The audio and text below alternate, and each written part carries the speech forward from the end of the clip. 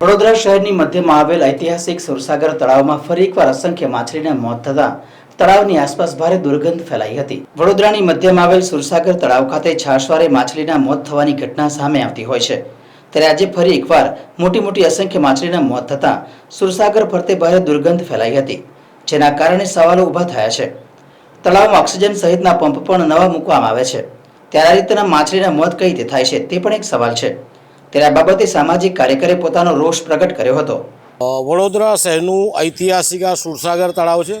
જ્યારે જૂનું હતું ત્યારે નાના બાળકોથી લઈને આપણે બધા અહીંયા આવતા હતા, માછલીઓને ખાવાનું પણ ખવડાવતા। હાલમાં વડોદરા શહેર સ્માર્ટ સિટી તરફ પ્રયાણ કર્યું, આ પ્રયાણની અંદર વડોદરા શહેરના તળાવોને બ્યુટિફિકેશનમાં લીધા, જેમાં સુરસાગર તળાવને પણ કરોડોના ખર્ચે બ્યુટિફિકેશન કર્યું।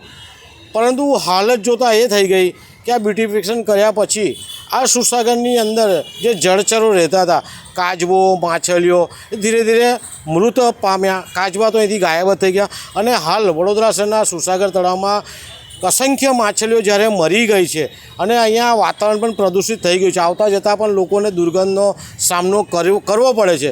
સાથે વડોદરા મહાનગરપાલિકા એમના માછલીઓને ઓક્સિજન મળે એના માટે મશીનો પણ લગાવે છે।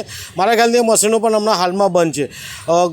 અધિકારીઓને વારંવાર એવું કહે છે કે ઉનાળામાં તાપ હોય ત્યારે વધારે મળે છે, શિયાળામાં ઠંડી હોય ત્યારે વધારે મળે છે।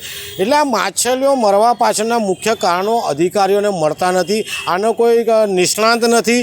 સાથે જે ઓક્સિજન માટે મશીનો મૂક્યા છે એ ચાલુ બંધ થાય છે, એટલે માછલીઓને પૂરતો ઓક્સિજન નહીં મળતો। હવે આજે જ્યારે માછલીઓ મરી ગઈ છે, દુર્ગંધ ફેલાઈ રહી છે, ત્યારે કોર્પોરેશનના જાંબાજ અધિકારીઓ દ્વારા મજૂરોને બોલાવીને તમામ માછલીઓ કાઢી લીધી છે, પરંતુ આ માછલીઓ જ્યારે મરી રહી છે એનું યોગ્ય નિરાકરણ લાવવું જોઈએ।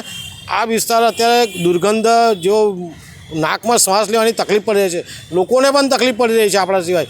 તો વડોદરા મહાનગરપાલિકાના જાંબાજ મ્યુનિસિપલ કમિશનર સાહેબને વિનંતી છે કે આ બાબતે કંઈ યોગ્ય કાર્યવાહી કરે અને જળચર જીવો જે નાશ થઈ રહ્યા છે એને બચાવવાનો પ્રયાસ કરે।